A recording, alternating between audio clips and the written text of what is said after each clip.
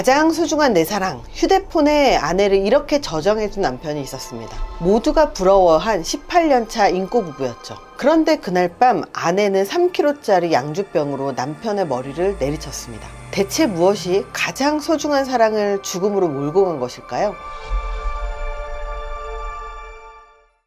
여기 존경받는 한 남자가 있습니다. 부동산 공법 분야의 일타 강사 최성진 씨. 그는 단순히 강의만 잘하는 사람이 아니었습니다. 자신의 휴대폰 번호를 모든 수강생에게 공개하고 밤낮 없이 질문에 답해주던 진짜 스승이었죠. 심지어 자신이 병원에 입원했을 때조차 제자에게 전화를 걸어 시험을 잘 봤냐고 격려할 정도였습니다. 경찰이 도착한 평택의 아파트, 외부 침입 흔적이 없었습니다. 거실에는 최성진 씨가 머리에 심각한 상처를 입고 쓰러져 있었고, 그 옆엔 범행도구로 보이는 깨진 양주병과 부엌칼이 놓여 있었습니다. 현장에는 오직 부부 둘뿐. 아내는 자신이 남편을 해쳤다고 순순히 인정을 합니다. 하지만 그녀는 울부짖으며 주장을 하죠. 그이가 먼저 칼을 들고 절 죽이려고 했어요. 저는 그냥 저를 지키려고 정당방위였어요. 아내의 주장은 이랬습니다. 남편의 외도 문제로 다투다 술에 취한 남편이 칼을 들고 위협했고, 살아남기 위해 옆에 있던 양주병을 휘둘렀다는 것. 비극적인 사고였지만 살인은 아니었다는 필사적인 항변이었습니다.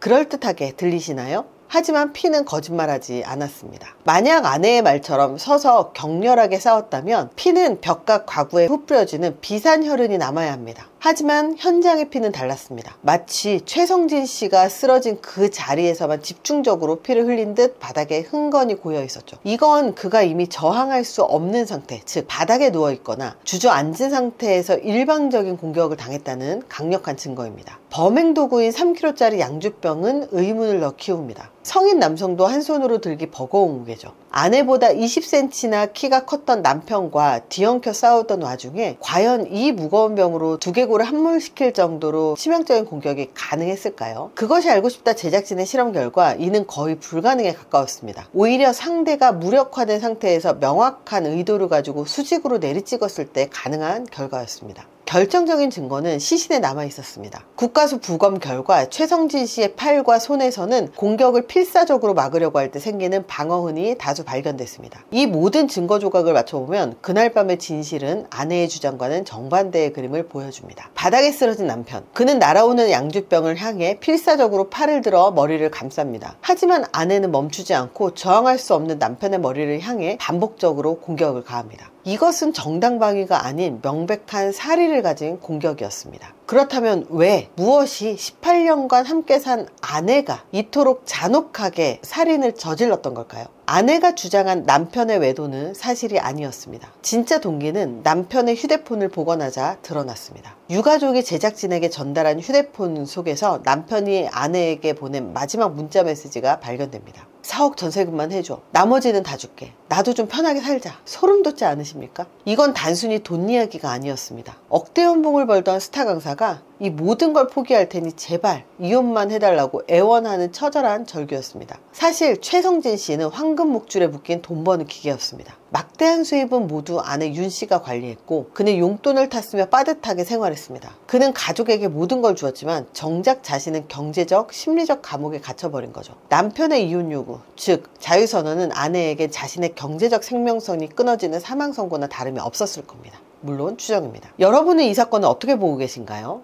겉으로 보이는 인꼬 부부의 모습과 그 이면의 진실이 너무나도 달라서 큰 충격을 주는데요. 저는 심리학자로서 이 비극 뒤에 숨겨진 3가지 심리적 열쇠를 분석해 보려고 합니다. 첫 번째는 아내의 강압적 통제라는 보이지 않는 무기를 사용했습니다. 강압적 통제는 물리적 폭력 없이도 상대방의 일상을 통제하고 고립시켜 자율성을 파괴하는 정서적 학대의 한 형태입니다. 이 사건에서 아내는 남편의 수입을 관리하며 경제권을 완전히 장악했죠. 남편은 억대 연봉을 벌면서 돈으로부터 자유롭지 못했습니다. 이혼 요구를 번번이 거절한 건 역시 남편을 자신의 통제권 안에 계속 묶어두려는 행동으로 볼 수 있습니다. 이것은 단순한 부부싸움이 아니라 한 사람의 자유를 박탈하고 존속시키는 심리적인 지배 행위입니다. 둘째, 남편은 황금 목줄에 묶인 채 학습된 무기력, 무기력에 빠졌을 가능성이 높습니다. 많은 분들이 그렇게 돈 잘 버는 사람이 왜 벗어나지 못했지? 의아하실 겁니다. 학습된 무기력이란 계속된 스트레스와 좌절을 겪으며 내가 뭘 해도 상황은 바뀌지 않을 거야 라고 믿게 되는 심리 상태를 말합니다. 남편은 가족을 부양해야 한다는 책임감과 이혼을 해도 벗어날 수 없을 거라는 무기력 사이에서 서서히 무너져 내렸을 겁니다.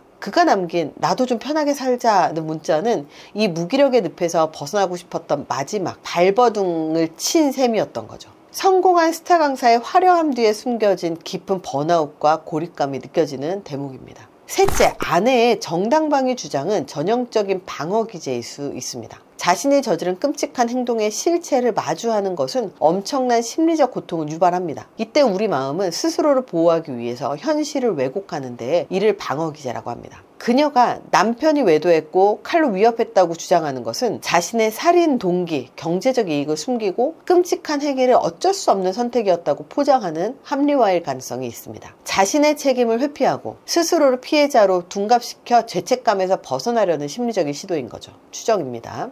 이 사건은 우리에게 묻고 있습니다. 눈에 보이는 것만이 진실의 전부일까요? 완벽해 보이는 관계 속에 숨겨진 경제적 통제와 심리적 압박이 한 사람을 어떻게 파괴하고 결국 끔찍한 비극으로 이어질 수 있는지를 보여줍니다. 법의 심판은 이제 시작되었습니다. 하지만 그와 별개로 우리는 이 사건을 통해 관계의 본질에 대해 깊이 생각을 해볼 필요가 있습니다. 만약 당신이 배심원이라면 아내의 정당방위 주장과 검찰의 계획살인 증거 중 어느 쪽의 손을 들어주시겠습니까? 여러분의 깊이 있는 생각을 댓글로 남겨주세요. 오늘 이야기가 우리 사회에 보이지 않는 폭력에 대해 다시 한번 생각해보는 계기가 되었기를 바랍니다. 좋아요와 구독은 다음 콘텐츠 제작에 정말 큰 힘이 됩니다. 지금까지 심리학자 차이연이었습니다. 감사합니다.